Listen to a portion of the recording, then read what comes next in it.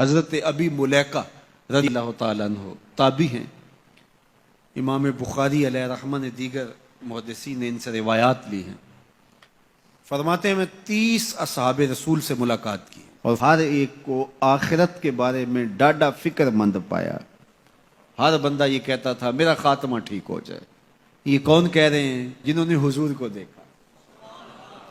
آج پیر بھی کہتا ہے بس میرے مرید ہو گئے تم سیدھے جنتی ہو، اور مرید بھی کہتا ہے کہ ٹھیک ہے ہمارا پیر بڑا اونچا ہمیں لے جائے گا.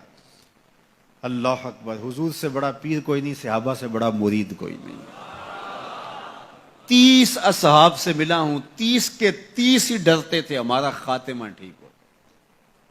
دیکھو حضرت ابو بکر رضی اللہ تعالیٰ عنہ کو میرے حضور نے کہا نا ابو بکر فی الجنہ، عمر فی الجنہ، عثمان فی الجنہ، علی فی الجنہ، طلحہ فی الجنہ.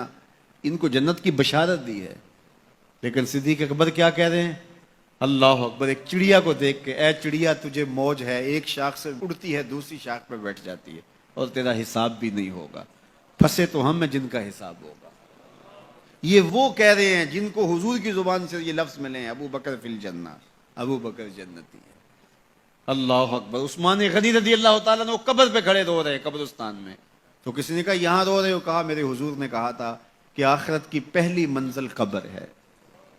اللہ اکبر. یہ وہ ہے جن کو بشارتیں دی گئی ہیں، جن کے عمل، جن کے کام اور جن کی محنتیں اور دین کے لیے خدمات کسی ترازو پہ تولی نہیں جا سکتی.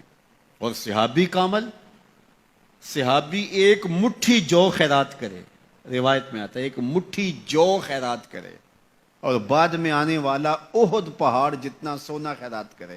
صحابی کا عمل پھر بھی زیادہ ہے.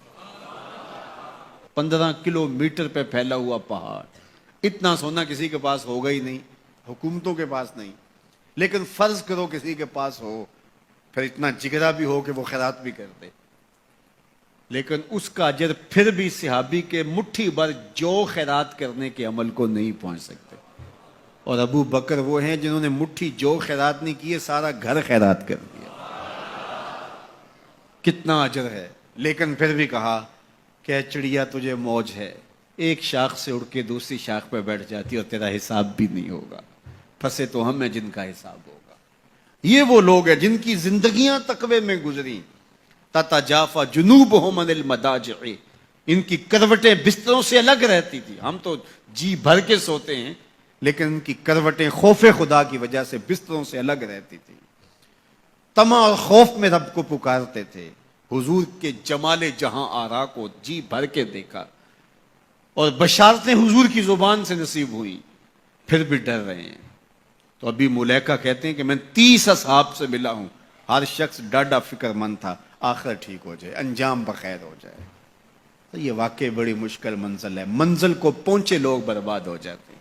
بلعام بن باورا کی مثال ہمارے پاس نہیں ہے. تھا مستجاب الدعوات ولی، لیکن لڑک کے کہاں جا پہنچا. زبان کی لغزش نے اس کو کہاں تک پہنچا دیا. پھر زبان لٹک گئی اور کتے کی طرح مٹی چاٹتا تھا. اور قرآن نے کہا مثلہ کمثل الکلب، اس کی مثال کتے کی مثال ہے. اس لیے میاں صاحب بولے پڑھنے اتے مان کرینا تے نہ آکھی میں پڑھیا.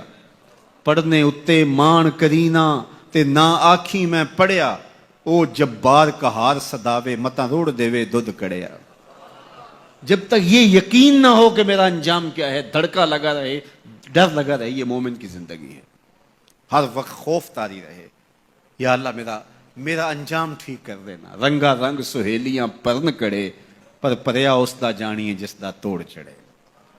کہاں کہاں پہنچے لوگ. یہ خود عزازیل شیطان چپے چپے پہ اس نے سجدہ کیا تھا، حتیٰ کہ مقبول بارگاہ ہو گیا. زمین کا کوئی کونا نہیں تھا جہاں پر اس نے سجدہ نہیں کیا تھا.